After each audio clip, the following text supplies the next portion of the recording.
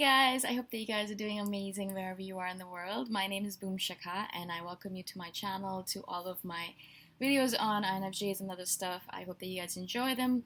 And if you guys have any questions at all, please message me anytime. Okay? In this video, I want to speak to you guys about how, as an introvert perhaps, or as a book lover, I think in general INFJs love books because they're a source of knowledge for us. Nowadays, perhaps we love the internet more because it's such a great source of information for us. But in general, I feel like because you're introverted, when you're an introverted person, you can't really do all the things that normally people do in order to spend their time, right? You can't go to a baseball game, or you don't want to.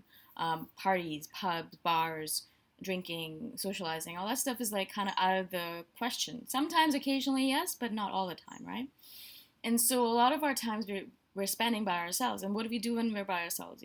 Either ruminate, which we don't want to do, or we spend our time reading books or watching TV or interacting with the characters that we love, right?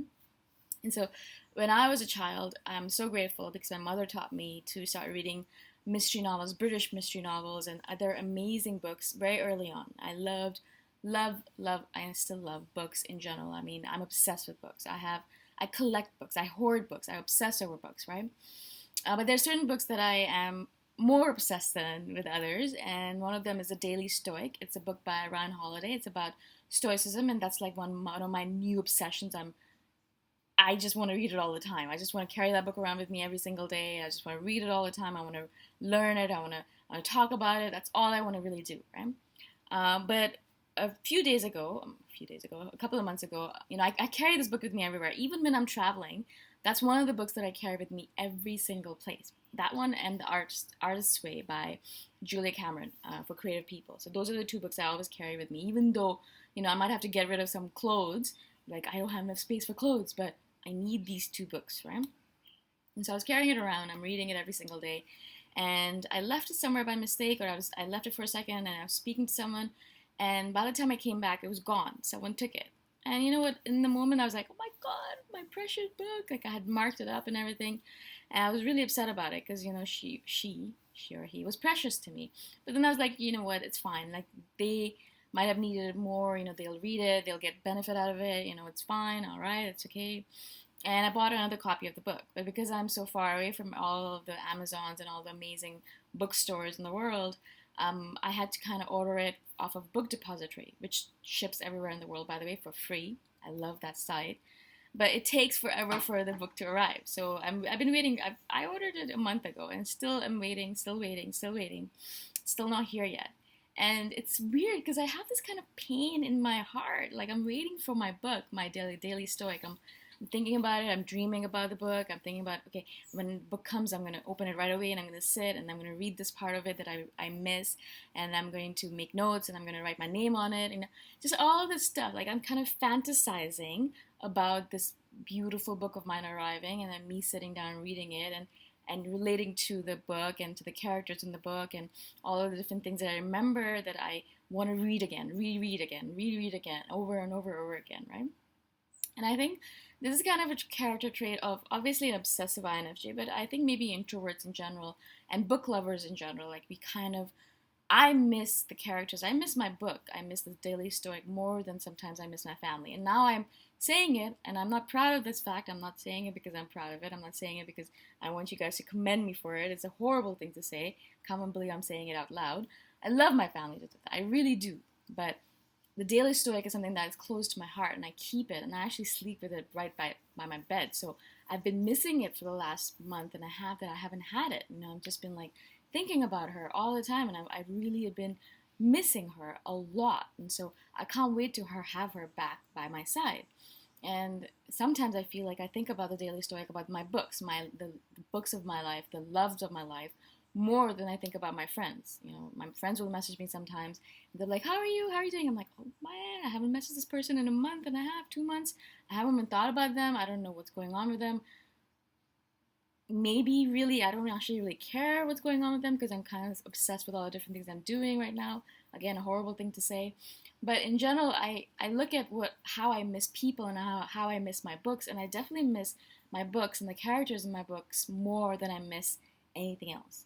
when I first read the Harry Potter series, I mean, I missed, once it was done, because I obsessively read it in like overnight or 2 or 3 nights, 2 or 3 days, and after that I missed the characters for eons. I still miss them. I reread the book over and over again. Every year I pull up the books and I read them again and again and again and again in my Kindle. It's just, I'm obsessed with it. I just love the books. Same thing with my favorite author, Dick Francis. He's a British mystery author, amazing writer.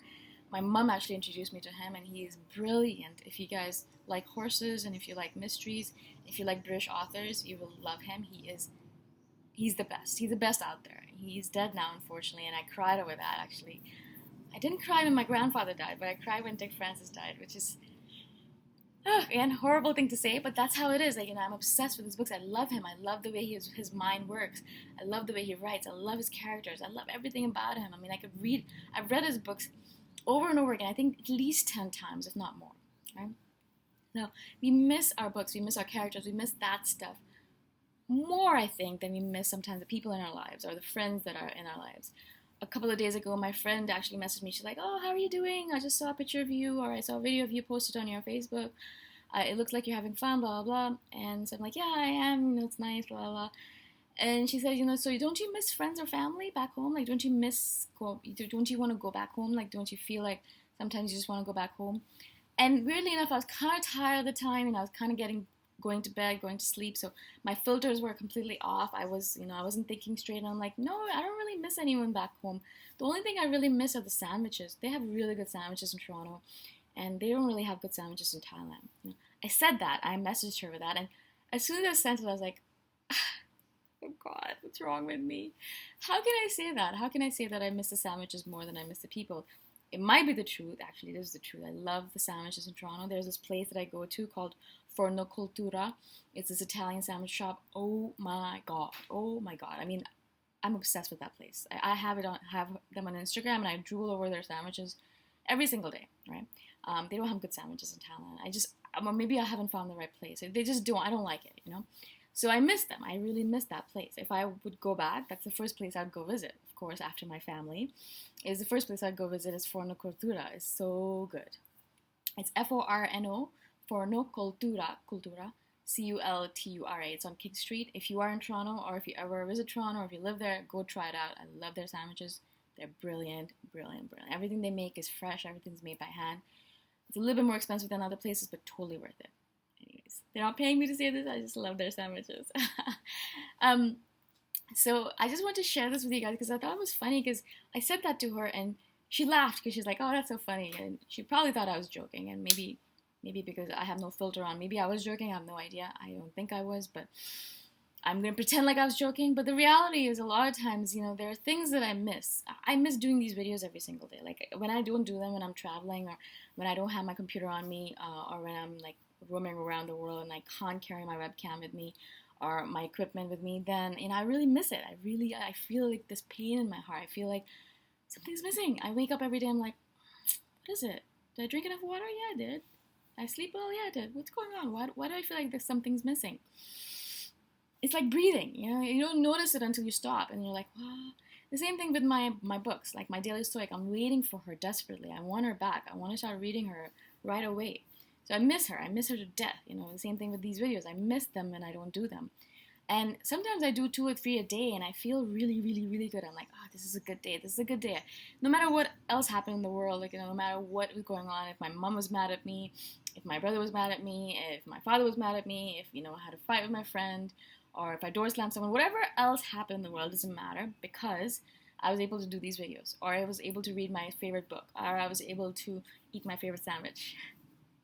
Maybe that's oversimplifying things a little bit, but a lot of times I find real pleasure in the smallest of things, and these kind of things, like my obsessions. And if I can do my obsessions on a daily basis, that's my life. That's my perfect ideal life. I don't need to do anything else. I don't need to be anyone else. I don't need to have friends. I don't need to have a big family. I don't need to have kids. I don't need to have anything else, as long as I am able to read my favorite book, I'm able to do my videos, and I'm able to eat my favorite foods. My life is complete. Again, I hope this makes sense to you guys. Again, I don't know, maybe it sounds a little bit cold and emotional, but sometimes that's how I feel I am. That's actually the truth. So truth sometimes hurts. Yeah, it's not the nicest thing on the planet, and maybe I'm not the nicest person on the planet, but this is how I feel, so I wanted to share it with you guys. Again, if you guys have any questions at all, please message me anytime. Either comment below if you're comfortable sharing in a public forum, or if you're not, message me anytime. All my contact information is in the description below, so my email address, my Facebook. You can message me anytime. I'm always here. I'm always going to answer back, no matter what you guys send me, even if it's hate mail, okay? Alright, thank you again so much for watching. I'll see you guys in the next video. Bye for now.